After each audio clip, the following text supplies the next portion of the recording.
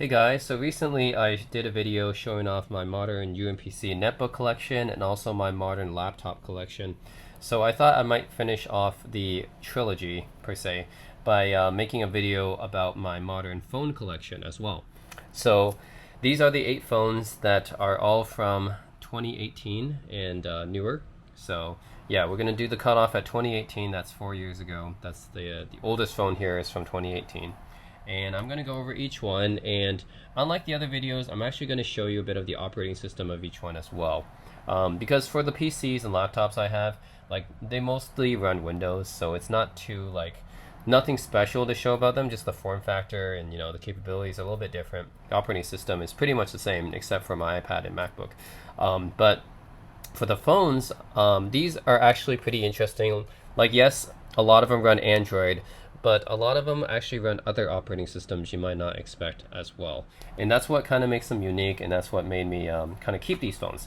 So we're going to go from chronological order, and it's kind of interesting because some of the older phones I have on here, I installed newer operating systems on them. So by chronological, I mean the date the actual phone was released, not necessarily the date of the operating system. So the operating system I install on them might actually be newer. So I will explain as I get to them. So I have 8 phones here. All of them are pretty unique in their own way. So I'm going to start off with the oldest phone here, which is the Essential phone. So the Essential phone came out, I think, back in 2017, and this is the Ocean Depths version that was released in 2018. And I got this one immediately when it came out because, I mean, it's just a really beautiful phone. I mean, just look at it. Like, I love this. This has got like a titanium material, I believe, around the frame. So it has a titanium frame and a ceramic back. So the materials are very, very unique.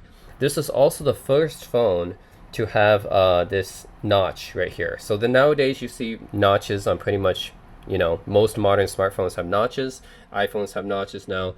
The Essential phone was the first, like, mainstream phone, basically. Not mainstream, but really the first phone on the market to have this notch. So that's kind of unique. Yeah, so I like the teardrop shape of this camera here. It's just done really, really well. It's unintrusive. It doesn't need any sorts of, complicated technology. No facial ID here. Like, it doesn't need that. It only has a fingerprint sensor on the back here, which is all I need.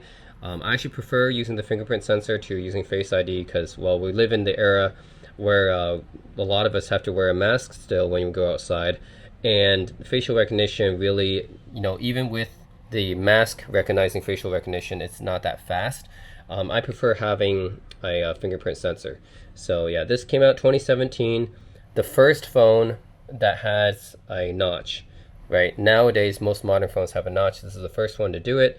It does it very unintrusively. Just a little teardrop for the selfie camera, and that's it. Yeah, no other stuff there, and doesn't need it. And just have a fingerprint sensor, no Face ID or anything, and that's fine because I don't really. I prefer using the touch. I prefer using my fingers as opposed to using my face to unlock the phone anyways. So yeah, just a really beautiful design. This is called Ocean Depths design. So it's kind of this turquoise teal color, this blue-green color here. Really beautiful. Copper accents on the sides here. You see just a really beautiful, nicely designed phone. And it's unfortunate that Essential went out of business after this one model. This magnetic attachment thing is really interesting. Yeah, Essential phone was one of the first to do this. I think Motorola also did something similar, but it's a system where you can attach different accessories to it. And I think they only released 2 of them before Essential went out of business. But 360-degree camera is one of them, and the other one was a HD audio adapter, which had like a built-in DAC inside of it. So you can turn into basically a DAP, a digital audio player. So those are really cool accessories. And I mean, yeah, it's unfortunate that Essential went out of business. They only released this one phone model because this design, I still love this design. And the feeling of this phone in your hands is great. Like, maybe it's a ceramic or the titanium frame or something like that, but it just feels really, really solid. Like, not like super heavy. Like I'll get to the fold later, but the fold actually feels very heavy in my hand and something very uncomfortable. I don't want to hold it for too long. The Essential, it feels like substantial. It's not heavy though. It's not heavy, but it feels like it's premium. You know, it's not something too light or made of plastic or something like that. So it definitely feels really premium. And yeah, the ports here, I mean, there is no headphone jack, so unfortunately Essential decided to go that route because this was after the iPhone 7, right? iPhone 7 got away with no headphone jack, and then basically all the other manufacturers followed suit. We do have the volume rockers right here, as well as the power button, and USB-C, of course, and the SIM card slot. Unfortunately, just a mono speaker there. And a fingerprint sensor here. And the camera is just okay. I mean, nothing really special, but you know, this is a small company that came out with this phone, and usually small companies do not, they don't have the expertise to put good cameras in their phones. That's why the best cameras on the phones will always be the bigger companies, Apple, Samsung, Huawei, OnePlus. Like, they have the technology, the manpower to make good cameras. The small companies like Essential just can't compete with that. I love this display. It's edge to edge right here. So almost almost bezel-less, but bezel-less. But yeah, there's only the small chin here. And this was one of the first phones to have this kind of edge-to-edge screen. Like I said, Essential did this like way before many, like way before Apple did it with your iPhone 10, for example, right? So yeah, they decided to have this edge-to-edge display here. Really, really cool. It's just an IPS screen, not OLED, but still really cool.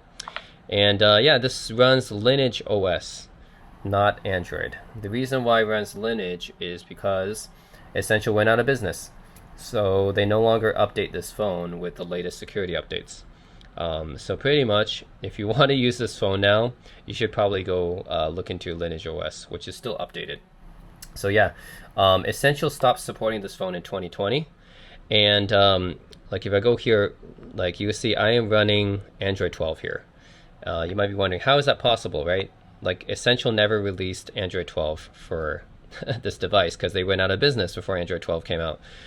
This is the latest Android. It's running latest Android because I'm running Lineage OS. So, see, Lineage OS 19.1. I actually just updated this to the latest Lineage OS. And if you guys don't know like how to do that, I actually have a tutorial on my YouTube channel. You can search for it for installing Lineage OS on the Essential phone.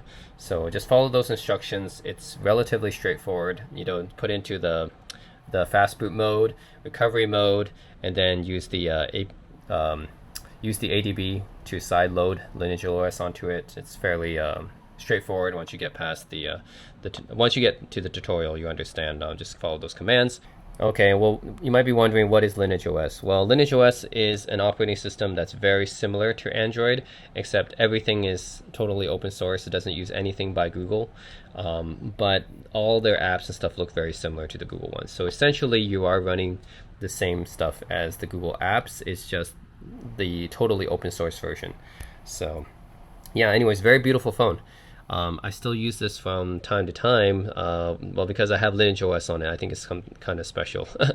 So I am actually running the latest Android on this, Android 12 with Lineage. And Lineage releases every time a new Android version comes out. So yeah, I mean, you can see all these apps are very, very similar to the Google ones in like native Android. So yeah, I guess the other thing I can show you is I do have the 360-degree camera attachment.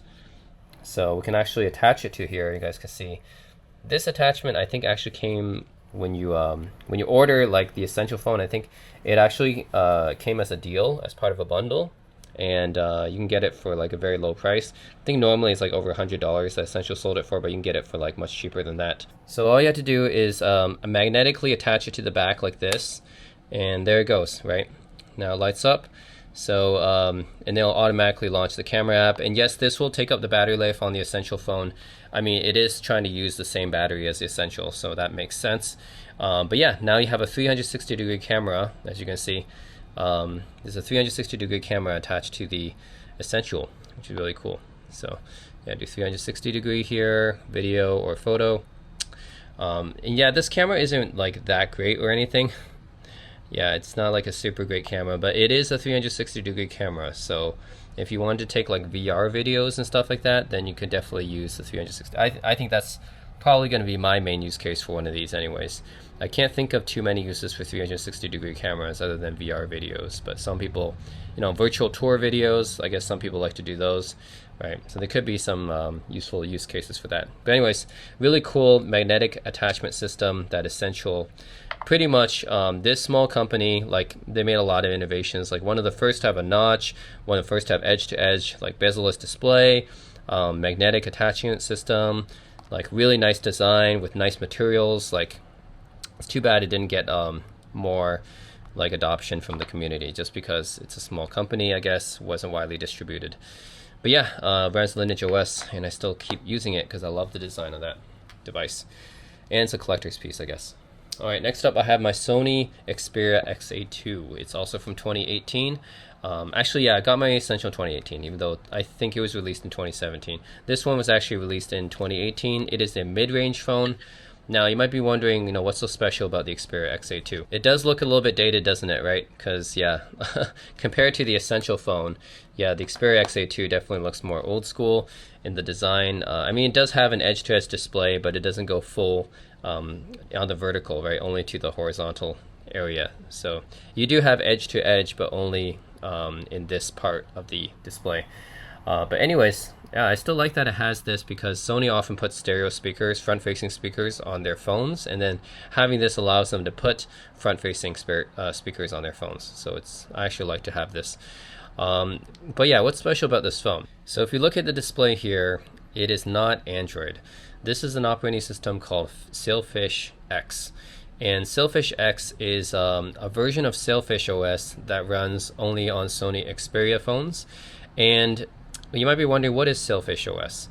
So Sailfish OS is it's a mobile operating system. I don't think it's directly competing with iOS or Android, because it's not like it can anyways, right? Those two are kind of just giants in the mobile phone market. It can't really compete with that, but it's just looking for people who are looking for something different. Just like with Lineage, people who want more open source, right? Well, and in my case, more up-to-date stuff, security patches and stuff go for Lineage. Sailfish is also open source, and their operating system is remarkably different from Android. So it's just something that's very different. It's actually based upon that's work that's done at Nokia. So back in the day, Nokia made an operating system called MIMO, which is using a Linux distribution. It's based off of Linux. Then they made another operating system called MeeGo, which was only on one phone. I think, no, two phones. I don't know. I think Nokia, the N9, I had one of the two phones that was running MeeGo. And that project was quickly shut down after Microsoft took over Nokia. But the original developers of that operating system went on to create Sailfish OS, which is the current OS used here. And it's by a company called Jolla, which is Jolla. And yeah, it's by the same Finnish developers at Nokia that originally created MeeGo. So it's interesting. I think it's a really cool operating system. I did an in-depth video on this operating system before. It's very different from Android. Lineage is actually, fairly similar to Android, I would say, in like the terms of the look and feel. But Sailfish is actually quite different from Android in terms of look and feel. You can tell, right? Everything is just a little bit more smoother. So this is like checking for weather, something like that. But I also can change there's a pull down menu that's about the same. This is the same for most mobile operating systems. But if I change to like a different theme, for example, I can just do that, and just like transitions like that. If I want to do like different theme, right? It'll just slowly transition. The thing I can tell about Sailfish is it's just very smooth operating system. So you can change back to water. Yep. And if I go back to different apps and stuff like that, again, I have a more in-depth video exploring Sailfish OS. But I can open an app like that. Everything is just very, very smooth transitions. So it's a very interesting operating system. I think this operating system could be more popular if it had more market share and people knew about it more. Most people they don't know about this operating system. I go back, I just do that, swipe, right? And I'm running the latest version, which is Vanha version 4.4 for Sailfish X anyways. I'm running a special version of Sailfish. And yeah, it's just a really cool operating system. Very, very smooth transitions and everything. Look at my photos. Yep. I don't think I have any. What do I have? I have some photos. Okay. Yep, look, some photos, right? I mean, this is a standard photo app and then just transition back so smooth like that. So it's a really, really cool operating system. And like I said, Sailfish X only runs on Sony Xperia devices and only specific Sony Xperia devices, not all of them. So the Xperia XA2 was one of the devices that it could run on. That's why I have this phone. Otherwise, the phone itself originally was nothing remarkable or anything. It's not nothing special. It's just a mid-range Sony phone, which I think Sony makes some pretty underrated Android phones. I think Sony has some really cool devices, like the Xperia 1 Mark IV. I think is really, really cool. You know, the camera system, the display, speakers, all really, really nice on it. People just don't really give Sony a chance, unfortunately, and Sony sells their phones at premium prices. Also, the XA2, just to go over the ports and everything, has a fingerprint sensor at the back. The camera is really nothing to write home about. This is the mid-range camera. Then you got volume rockers right here on the side, power button right here, and USB port, USB-C port. So yeah, it's pretty standard. And headphone jack, which is something that Sony has kept on most of its phones.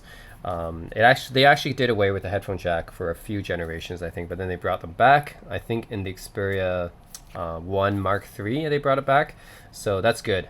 They brought back the headphone jack, but yeah, Sony has usually kept and micro SD as well. So actually you can use it with your thumb. Yeah, so you have access to a micro SD as well as your SIM card slot. So Sony has traditionally kept a lot of the features that a lot of manufacturers have taken out, like the micro SD and the headphone jack. Sony has usually kept that on their latest flagships too, which is commendable for Sony.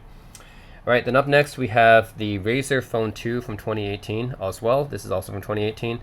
And Razer is a company that's a gaming company. They make gaming peripherals like mice, keyboards, headsets. They also make laptops like the Razer Blade. But this is their phone. And this is the last phone that they released. I don't think they released any more after this, unfortunately. This is the Razer Phone 2. And yeah, like, this is also a pretty standard Android build, I would say. Like, besides some of the green icons, yeah, you have some green icons here. That's basically it. They put a little bit of a skin on it, not too much. So pretty standard Android after that. This has 120 Hz refresh rate, and this was one of the first phones back in the day to have that high of a refresh rate, which is good for gamers. Yeah, I guess Razer didn't sell too many of these, and I'm not sure why. It's just maybe they don't have the brand name recognition of like Samsung or Apple. Even Google Pixel has probably sold more than this. So yeah, I'm not sure. I guess they didn't market it enough. Not sure why. But I don't think they sold too many of these, and then they didn't make another phone after that. I mean, it's pretty good. I don't have any complaints about it. I mean, it's got pretty nice speaker system here too. It's got dual front-facing speakers. The camera is just okay. It's not great, but it's not terrible either. And yeah, I mean, it's got pretty nice specs for what it is, because it is a gaming phone, right? I guess the Asus ROG phone is more powerful, but that's also more expensive. Let's talk about the price. Actually, I didn't talk about the price very much. So the Essential phone, I got, this one was brand new. I got it for about $400, maybe $500 back in the day in 2018. And the reason why it's, is not too expensive, and the reason why is just because Essential was struggling to sell their phones at that time, even at that time, right? That was just 1 year after it got released. They're still struggling to sell their phones, so I think they sold this one at $500, kind of at a reduced price, just to try to get people to buy them. So yeah, I got that brand new for like $500, and then Xperia XA2, I got this 2 years ago, and at that time this phone is already 2 years old, and it's a mid-range phone. So at that time I got it for $200 because it's a mid-range phone, so it's already 2 years old. So save some money. I think originally it wasn't that expensive anyways, maybe 600-ish, but yeah, I got this one for 200, this one for 500, I think. And then Razer Phone 2 came out, this one came out 2018. I got this in 2019. Just 1 year later, I got this for $200. So yeah, huge discount, even though it just came out 1 year before. And again, maybe Razer had some issues selling their phones or something like that. Just, I don't know why this phone was so cheap and apparently unwanted. Not a lot of people wanted this phone, so it's just being sold for pretty cheap. We talk about the features and ports as well. So I'll take this out of the case. You have volume rockers here, kind of unique because you got separate buttons for, round buttons for each. I haven't seen those before in other phones. SIM card right here. There is no headphone jack for this one either. fingerprint sensor and power button right here, doubles as one, and then USB-C port right here. So yeah, pretty much has all the features you would expect. Really nice back. Actually, this back can light up as well, so you can if you do the Razer Chroma, for example, I think I can do that. Chroma, yes. So I can adjust the chroma effect, and then you can finally see like this one will light up. Let's keep it medium actually. Yeah, you guys can see it now. See, this thing can light up whatever color you want actually. Keep it high. Maybe not too much of a difference. But yeah, it's a cool light up logo on the back here. Turn it off. Now the reason why I have this phone is because I needed just a device to play emulators on. So this is a really good phone to play emulators. As you can see, I have a whole bunch of emulators on this phone. Yeah, I have like PlayStation, N64, Super Nintendo, Game Boy Advance. Like I have all my emulators on this phone because it's a good phone to put games on. The reason for that is because it's really designed to be this kind of phone, like to play games. So Razer made this case for it, right? I have this case for it, and this is a special case for the Razer Jungle Cat controllers. So Jungle Cat controllers are like this. You slide them into place, and basically it's like a Nintendo Switch, right? And you can hold it like this.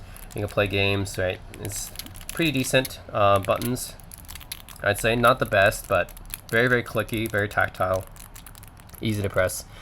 Start, select, D-pad right here, which is pretty okay, pretty decent. Face buttons, I think a little bit mushy and maybe a little bit small, but otherwise they're fine. Just a little bit small for me. Yeah. D-pad I wish was a little bit more stiffer as well, but it's okay. And then these analog sticks are pretty good, and they got trigger buttons at the back for L1, L2, R1, R2 here. Yeah, and that's it. I mean, you just add this controller to the case, and then if you want it to just be a normal phone, you just take it off and then you use it as a normal phone. So I find this very, very versatile, and I use this as my main emulator device to play ROMs and stuff like that. So yeah, if I want to play like an old school game, I usually like on the go, then yeah, I use my Razer phone too. So that's what it's used for.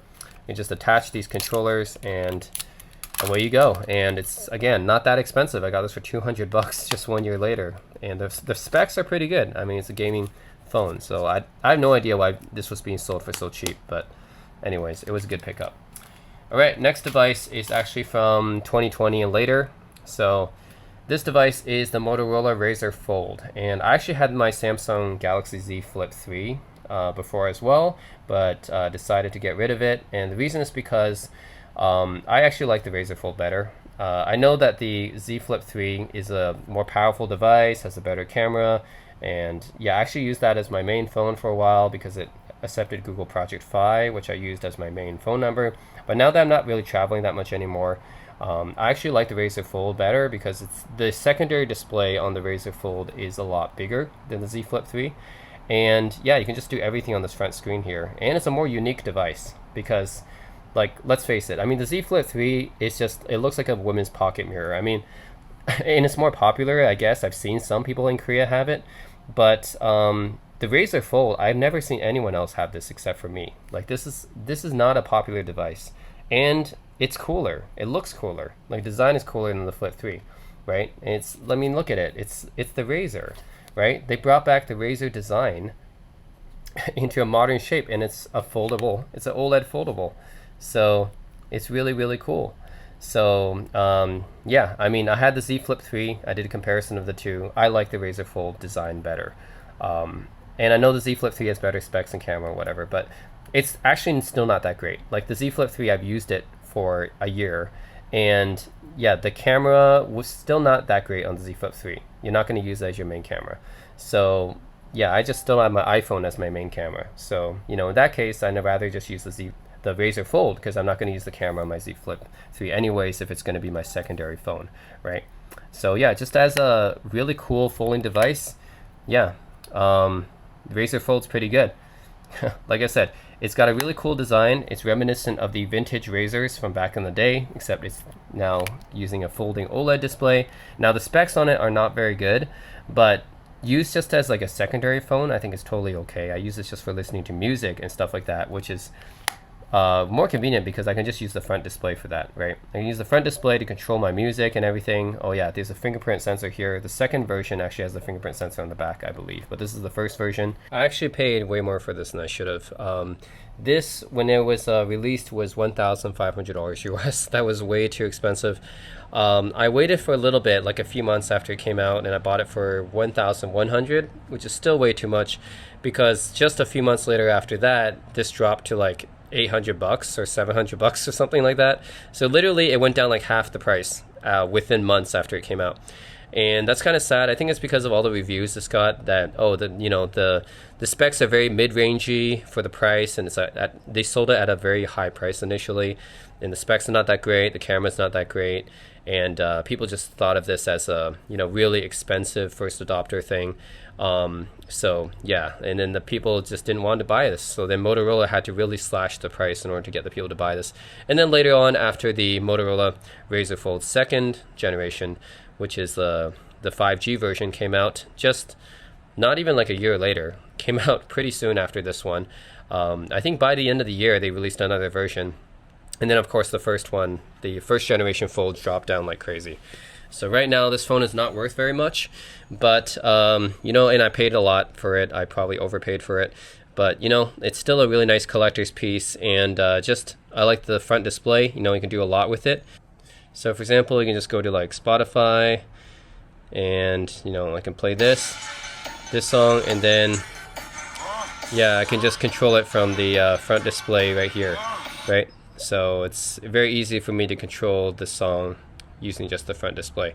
So yeah, I use this as mostly a music player device now, but it's just cool being able to do stuff with the front display like this, and the design is really cool, and the folding OLED display, I mean, that's really cool as well. This is one of the first phones that came out with this folding display. I mean, now you see the Samsung Galaxy Z Flip, the Z Fold, right? But at the time this came out, this was early 2020, not a lot of phones had folding displays, right? I think it was only the first generation Fold that had come out at that point. This was the first vertical folding phone at that time. This is before the Z Flip came out. So yeah, one of the first, and just very, very cool device, and I paid the early adopter tax for it. So now it's just a music player. Anyways, yeah, this phone's from 2020. Another phone from 2020 I got is the Cosmo Communicator by Planet Computers, which is a company started by I think the remnants of Scion, which is an old school like British company that used to make PDAs, small handheld PCs. But yeah, they came out with the Gemini PDA, which I got as well. This is the successor to the Gemini PDA, the Cosmo, and I'm still waiting on the Astro Slide. The Astro Slide is the successor to the Cosmo.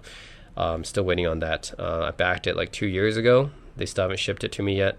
So anyways, what's cool about the Cosmo Communicator, I mean, it's obviously one of the most unique looking devices here. It doesn't even look like a phone, but it is a phone, right? You can actually call people using this thing, although I don't know how many people actually do that. Yeah, this is like maybe less of a phone and more of like a PDA or a handheld PC type device. Even though it runs Android, right? It's obviously running Android here, but it's like its own custom skin version because, I mean, this looks like normal Android right here, right? But then you can bring up the menu right here. So then the menu pops up at the bottom, and then it looks more like a desktop operating system. So then you have like a dock here, we can launch stuff. So now it kind of looks like iPad OS or something like that. So kind of like a pseudo operating system right here. So I guess that's what's unique about the Cosmo Communicator is, yeah, this is like a pocket PC basically. And probably get the external display to turn on too. This usually shows like notifications and stuff. So you can get this to turn on. Let's see. Yeah, it just says Planet here, but I think when I'm booting it, you can see stuff too. And yeah, this is just, I mean, the keyboard here is really, really nice. This is, this keyboard here, you can thumb type with it, of course, and the experience of typing with this is pretty nice. It's like got haptic feedback here, and I'd say it's probably the best keyboard that I've used on a phone. I mean, I have a BlackBerry lookalike here, but I think this is a better keyboard to type on than a BlackBerry because the keys are bigger and stuff, and you type on it in landscape mode using your thumbs. A little bit of a different use case than a BlackBerry, of course, but I think this is probably the best physical keyboard I've used. I've also used the FX Tech Pro 1X, the FX Tech Pro 1. Pro X is coming soon. But yeah, that one keyboard was a little bit cramped, I think, even though the keys are not quite as like they're not as big as this one is, and it doesn't have the same feedback. So I personally like the Cosmo Communicator keyboard the best, which is also the same keyboard they used in the Gemini PDA, and also the same keyboard they used in the Astro Slide, which is upcoming. But yeah, very, very good keyboard. It's meant to be used more like a pocket PC than anything.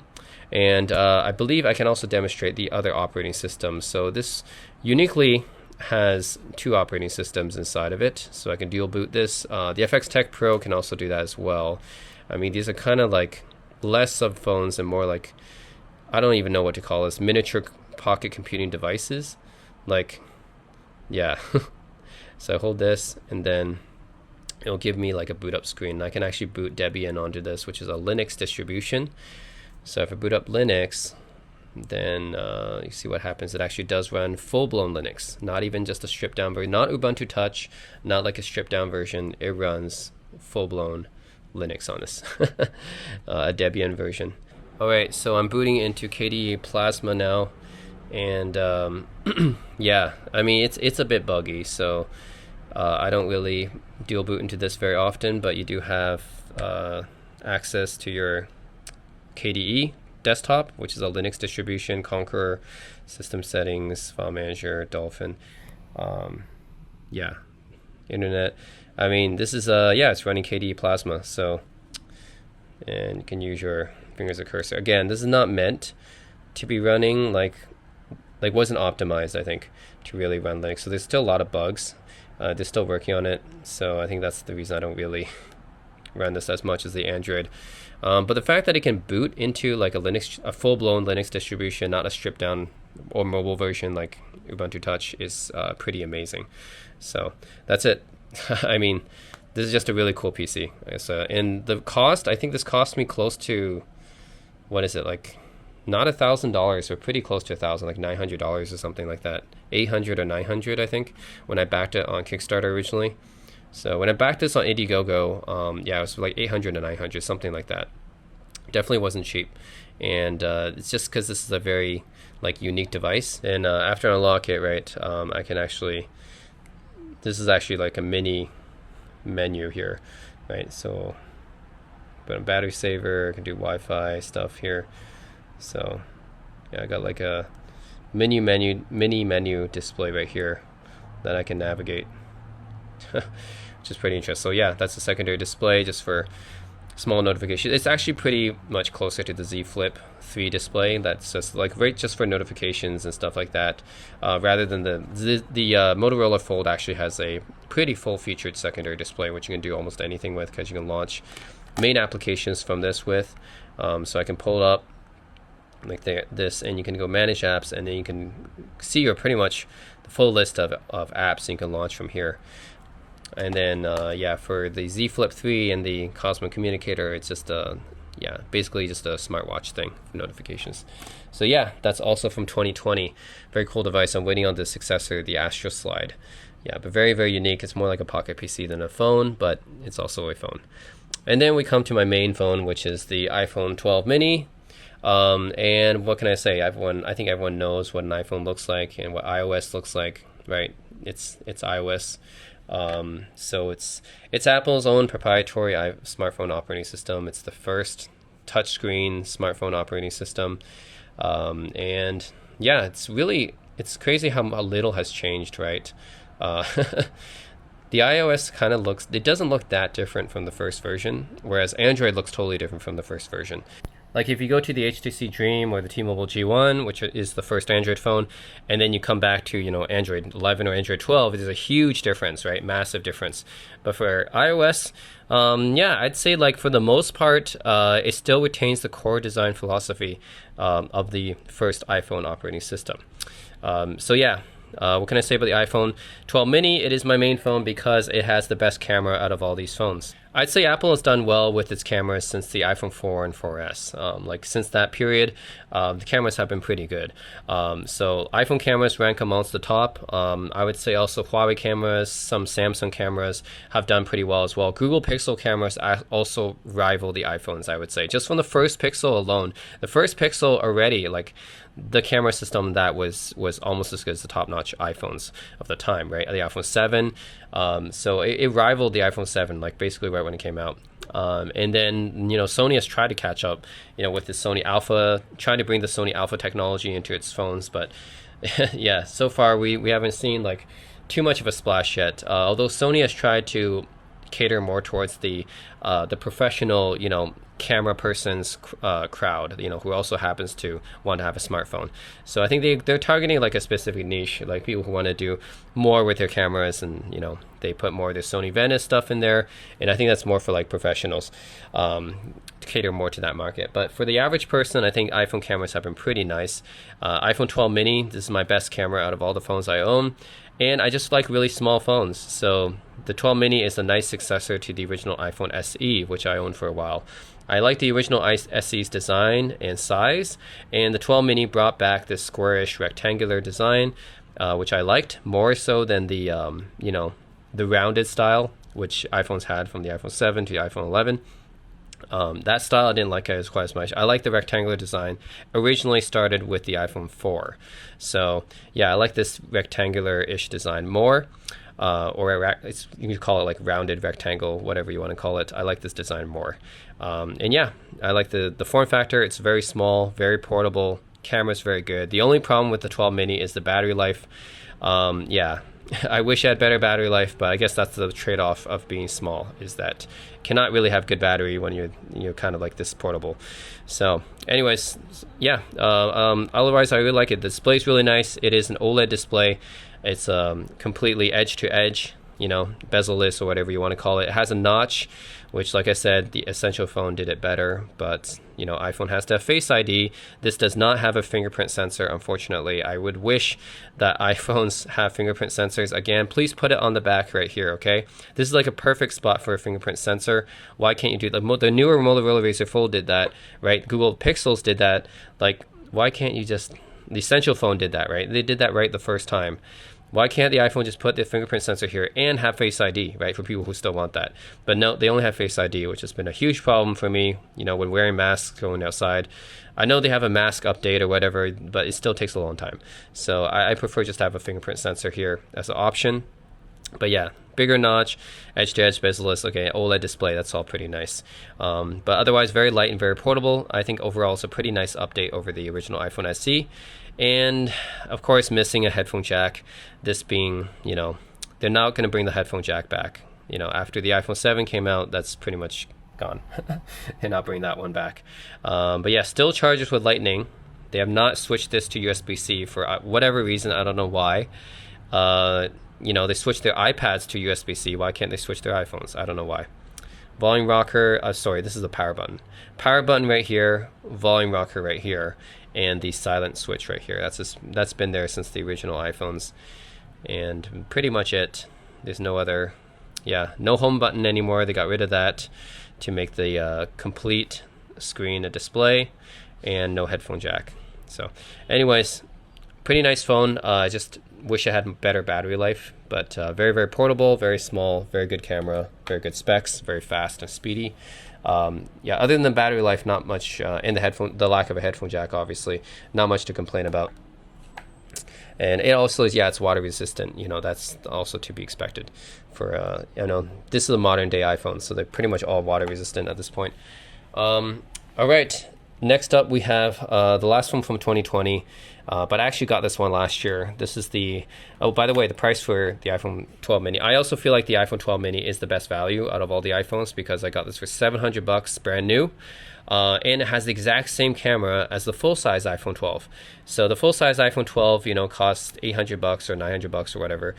The iPhone 12 mini cost $700 with the same, I think it was the same specs, right? Same specs, same processor, same camera, same everything as the full-size iPhone 12, except that it's smaller. That's it. Because it's smaller, it costs like $100 less. And I found that to be a fantastic value. Unfortunately, I don't think that the mini actually sold very well. So the 13 mini, I think the 13 mini didn't sell that well either. I don't know if Apple's ever going to bring back the mini for the 14 mini. But yeah, apparently the mini series doesn't sell that well. But for me, I think it's the best value. You get the most bang for your buck. You get the same specs as the flagship phone, just cheaper, right? Because it's smaller. And yeah, I think it's a pretty good value. And the Pro version, I didn't feel upgraded to the Pro version. It only adds like a stainless steel thing. Oh, it looks a little bit more premium, and it adds one more lens, the telephoto, which most people don't use the telephoto as much as the wide angle and the ultra wide angle, which I think are pretty. The two lenses I use the most are the ultra wide and the normal wide angle. So I think that for me is not too big of a loss, and I'm not willing to pay up for the Pro. So anyways, going on, this phone I got last year. This is the Samsung Galaxy Z Fold 2, and I got this for $1,000 because originally the retail price for this was, I think, $2,000, close to $2,000. Very, very expensive phone. And the reason for that is because, well, it's a tablet that's also a phone, right? It's a phone tablet. So, I mean, they used to call phablets, right? The Galaxy Note series used to be called phablets. Well, the Fold is a tablet. It's just a tablet and also a phone. So, yeah, I mean, this is it's a full tablet and a phone, and that's why it's so expensive. It's a folding display. I mean, the camera system on here is very good. It's not great. It's just very good. So I don't think it's going to be like it's. For some reason, Samsung doesn't put their best cameras on the Fold devices. So the Z Flip 3 did not have the best camera. The Z Fold 2 does not have the best camera. They put their best cameras on the S21, S22. I don't know why they don't put their best cameras on the Fold, but it's just very good camera, but not a great camera. It's not as good as the iPhone 12's camera or the iPhone 13's camera. So yeah, that's the only thing about the Fold, is that I wish the camera system could be a little bit better, because it's just at a very good level, but not great. I do think it's a little bit better than the Z Flip's camera, though. The Z Flip camera really wasn't that great for me. And yeah, it's a folding phone. I mean, you can use it this way, right? It's just like a normal Android device. If you use it this way, it's just a very kind of skinny Android device. And I believe with the new generation, with the Z Fold 4, they're actually making this a normal sized Android device, meaning you can just hold it like this. And by the way, they make it lighter too, which is a big deal. The other thing I don't like about the Fold, besides the camera, is the weight. Yeah, it does feel pretty heavy to hold in the hand, in a different way than the Essential phone. Like I said, the Essential phone felt very premium to hold. This one just feels bulky and heavy to hold. So that's another thing I don't particularly like about the Fold, is how bulky and heavy it is. The Z Fold 4 supposedly fixes this, makes it a lot lighter and a normal sized like Android phone, not like this super tall version, which should make it easier to interact with and use as a normal. I would say like 80% of the time I use it this way. I use it just like as a normal phone. 70-80% of the time. And then the remaining 20-30% I would open it up, and then I would use it like this. And this is for stuff like going to maps. It makes you read maps easier. Typing, right? You have a wider space to type on with the keyboard. Posting on social media, reading web pages, watching videos. I would use this tablet mode, right? So it's just, yeah, this mode lets you view so much more, right? So it's just no-brainer, right? If you want a phone that you can do the most with, then the Fold is one of the best, right? Because you can do so much with it as a tablet, right? Every app can benefit from it. As I said before in my previous video on this phone, that's the biggest advantage, the biggest draw of this phone, I feel like, is every app can pretty much benefit from a larger display. That's the whole reason why you would use a tablet, for example, right? Playing games or listening to music or watching videos or posting on social media, looking at maps, everything pretty much benefits from a larger display. The problem is it takes some time for me to fold out this display, right? It takes some time for me to do that. And, a lot of times I'm a little bit lazy, so I just go into the normal display and I use something. So I don't always like, if I want to reply to something, I don't like, open it up and then do this, right? It just takes that extra little bit of time, and it's a little bit annoying for me to do that. So that's why a lot of the time I still use this mode most of the time. Like 70-80% of the time I use this normal mode.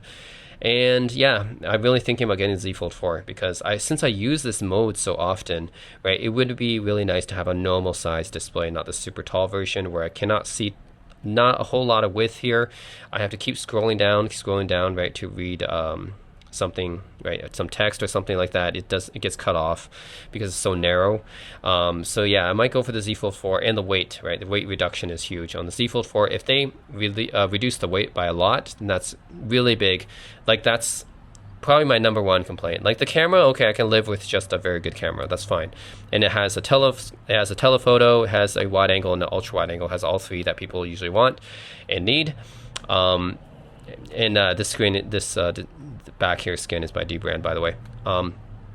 But yeah, like I would say my number one complaint is just the weight. And if they reduce the weight on the Z Fold 4, as they claim, then that would make this pretty much perfect, right? Because then that's my main complaint addressed, right? The problem is just holding this phone for a long time feels really, really bulky. And even if you slide it into your pants, you can feel that it's bulky, right?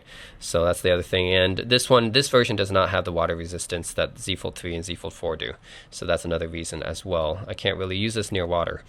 As for the ports and stuff, I mean, it's got a pretty nice speaker. It's got like stereo speakers, right? So you can use this actually like this, and you can actually watch a video like that and then have the stereo speakers.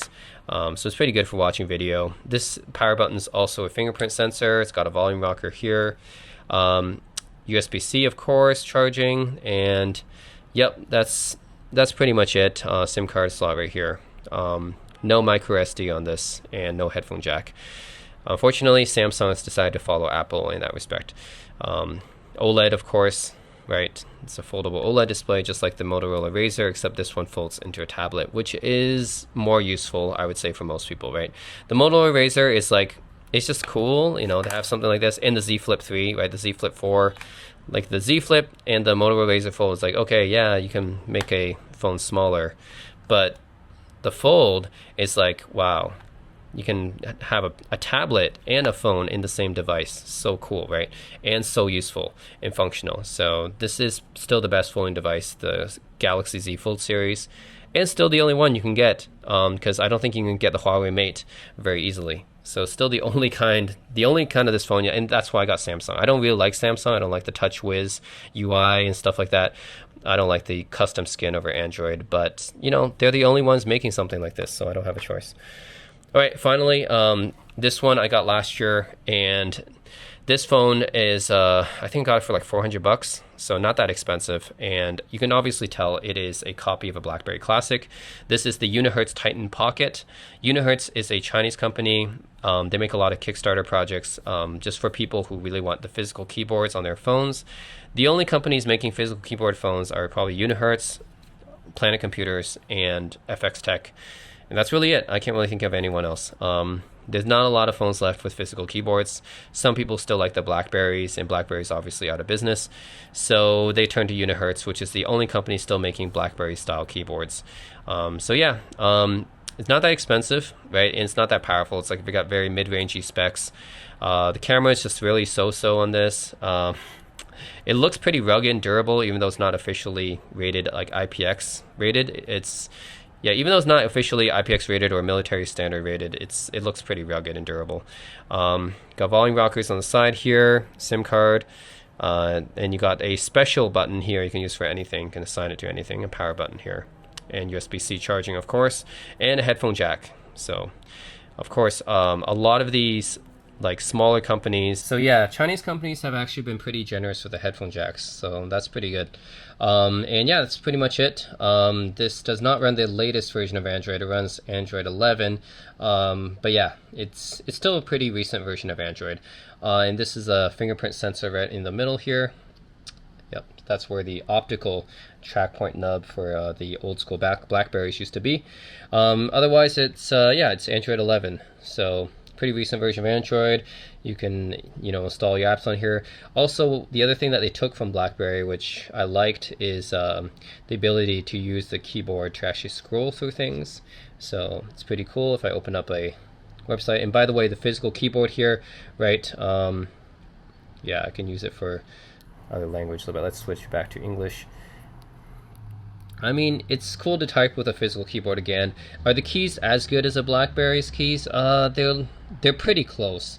I wouldn't say that they're exactly like a BlackBerry key. I mean, you have the BlackBerry Key 2, which is the last. That was the last phone actually designed by BlackBerry. Actually, that was made by TCL, which is a Chinese company, but designed by BlackBerry, the company. So that was the official last BlackBerry phone. The keyboard on the Key 2 was really good, and that's one I really liked. I haven't used the BlackBerry Classic before, so those of you who have used the BlackBerry Classic in Titan Pocket, let me know if there is any differences. But I believe the keyboard here is very, very close, but not the same as the BlackBerry keyboard.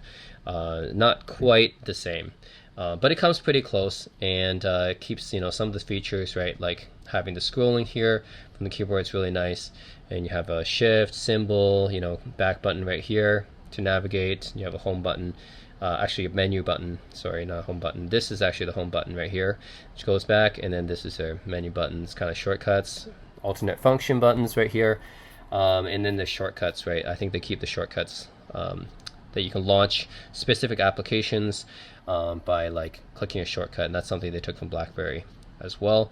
But yeah, otherwise, pretty nice phone. I mean, I wouldn't use it as my daily driver phone because, well, the specs are very mid-range. It doesn't have like a top-notch camera, and I don't expect it to because Unihertz is a small company. Like I said, small companies, they like the Essential, Unihertz, they don't have the resources to make a really good camera. So you just have a very basic camera. So I can't really use that as my main phone or anything, but just as a secondary phone, if you really need this physical keyboard, for typing or texting or something like that, if you really miss it, I think these days most people are okay with the virtual keyboard. They're fine with that. It works reasonably well, but there's a lot of issues, especially with my Samsung phones.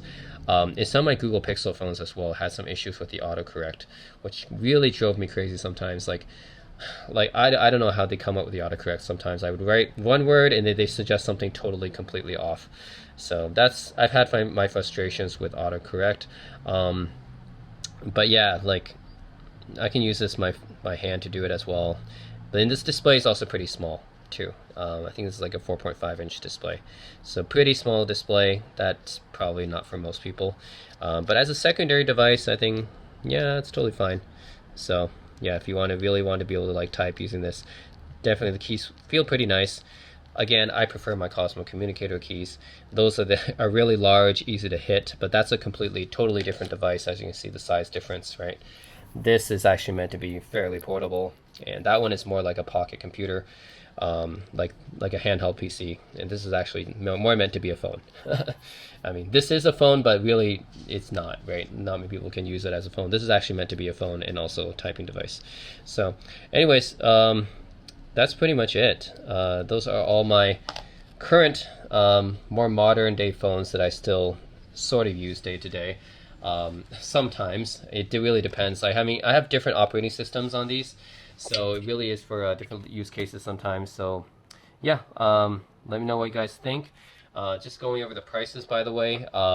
This one about $400, brand new. I mean, this is from Indiegogo Kickstarter where I backed it. So this is actually one of my. This is probably the cheapest phone I got, like MSRP. The Essential phone I got for $500 or $600 MSRP, and then the XA2 I got for $200. Kind of like it's pretty much new when I bought it, but it was like it was like 2 years old by then. Razer phone 2 I also got for $200. Pretty new when I got it too. It was 1 year old, and I guess people didn't want it. Then the iPhone 12 mini I got for $700. Cosmo communicator I got for $800, $900, almost $1,000, and then I paid $1,000 for the Fold 2 because actually this is the MSRP $2,000, but it was $1,000 because I got this 1 year after it came out, and the prices on this dropped pretty heavily actually, and I got a pretty good deal on this online, so I got it for $1,000. And then the Razer Fold, I actually overpaid for this. I paid $1,100 for that. I should have actually waited a few more months, and I could have got this for a lot cheaper. But anyways, guys, all these pretty unique different devices. I like to keep my phones and my computers and laptops all pretty unique and have their own purpose. This one running Lineage, this one running Sailfish OS, this one for gaming, emulators and stuff like that. This one has my music player and a folding vertical display, not large secondary screen. Cosmo Communicator is just pretty unique, right? It can run Linux, dual boot, and has this own like really cool keyboard attached to it, more meant to be like a handheld computer. The iPhone 12 mini, just like it's just a nice portable small phone I can use as my daily device. Really good camera. The Fold 2 is really good, right? So I can use this as my main tablet actually, and also as my secondary phone. So yeah, it's pretty good. And then the Unihertz Titan Pocket is used just if you want to have another tertiary or secondary device just for texting and using apps and stuff like that in a small, compact, portable device. So yeah, that's it, guys. Let me know if you have any questions. And yeah, this is my nice little modern phone collection, everything from 2018 and newer. And as always, thanks for watching.